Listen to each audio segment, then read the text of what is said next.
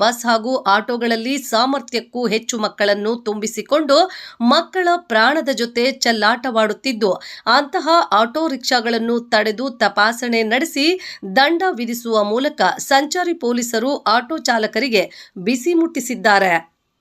ಸಂಚಾರಿ ಪೊಲೀಸರು ಸಂಚಾರಿ ನಿಯಮಗಳನ್ನು ಪಾಲಿಸುವಂತೆ ಜಾಗೃತಿ ಕಾರ್ಯಕ್ರಮಗಳ ಮೂಲಕ ಎಚ್ಚರಿಕೆ ನೀಡಿದ್ರು. ಅಗತ್ಯಕ್ಕೂ ಮೀರಿ ಶಾಲಾ ಮಕ್ಕಳನ್ನ ತುಂಬಿಕೊಂಡು ಸಂಚರಿಸುತ್ತಿದ್ದ ಆಟೋಗಳನ್ನು ಕೋಲಾರ ಸಂಚಾರಿ ಪೊಲೀಸ್ ಠಾಣೆಯ ಪಿಎಸ್ಐ ಭಾರತಿ ನೇತೃತ್ವದಲ್ಲಿ ಕಾರ್ಯಾಚರಣೆಗೆ ಇಳಿದು ಆಟೋ ಚಾಲಕರಿಗೆ ದಂಡ ವಿಧಿಸುವ ಮೂಲಕ ಬಿಸಿ ಮುಟ್ಟಿಸಿ ಎಚ್ಚರಿಕೆ ನೀಡಿದ್ರು.